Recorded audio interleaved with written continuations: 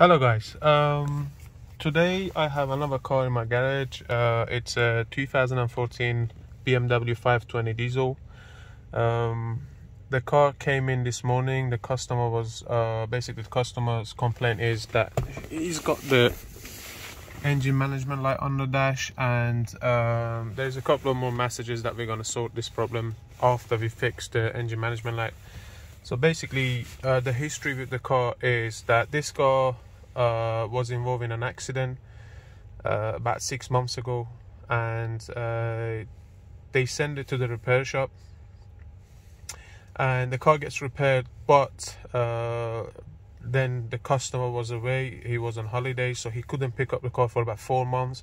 After 4 months, he picked up the car, and basically today he picks up the car from the body workshop, and as soon as he drives away, he realizes that the engine management light is on and pedestrian protection system is on.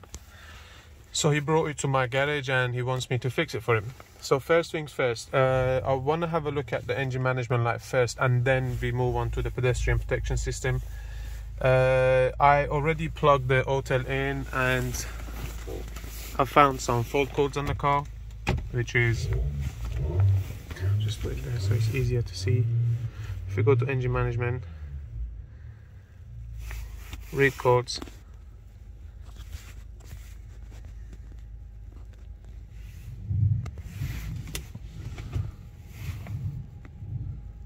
so if you have a look at the codes, is what we get is exhaust gas recirculation, cooler bypass flap activation, circuit short to ground, and then intake air temperature sensor, signal frequency too high, so that indicates again something to do with wiring, catalytic converter upstream oxygen sensor, heating activation, circuit short to ground, again another problem with wiring, or plug.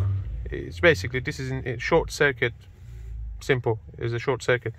Another problem with oxygen sensor, and the hot air mass meter signal, circuit open short to ground again. And then we go to oil level sensor, no signal, and after running period of power supply, receiver DDE, transmitter BDZ. Okay, so what we get here is we have two permanent, which is the oxygen sensors.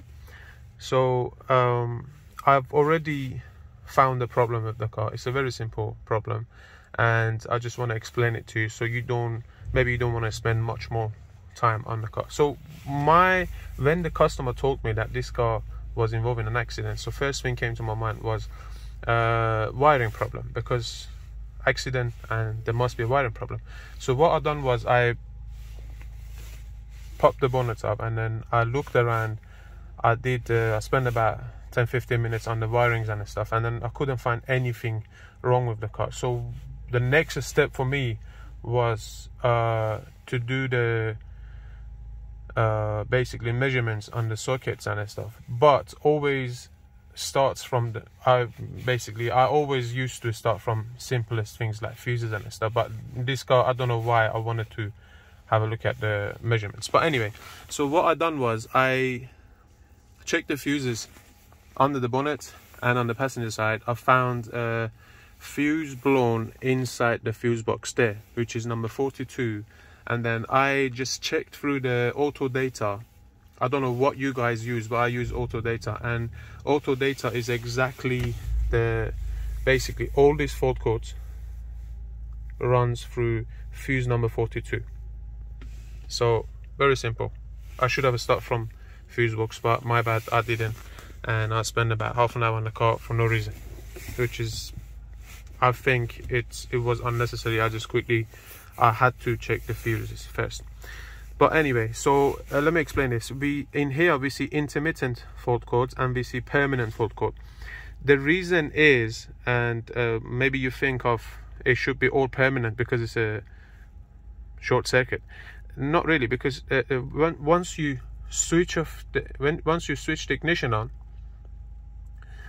what you need, you start basically brain communicates with the oxygen sensors, so that's why the oxygen sensors are permanent. As soon as you start the car, every other ones go permanent as well, because at the moment brain doesn't need them because the car is not running. So that's the only reason. But every single of these fault codes basically is to do with one fuse, which is number 42. And I checked the wiring. There's no problem with the wiring. I don't know why that fuse is blown, but sometimes happens. This car has been sitting for about 6 months, and then it was basically they tried to jump start the car. Maybe because of the jump start that fuse blown, or maybe there's another problem, or it could be the EGR cooler flap. It's got the problem.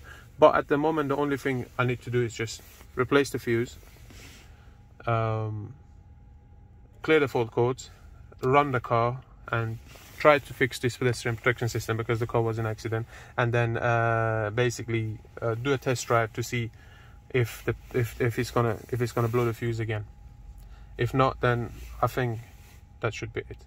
I'm gonna put the list of fault codes that's on the machine down there, so hopefully this video works, helps someone with the same situation. This is a 2014 520 diesel BMW 5 Series.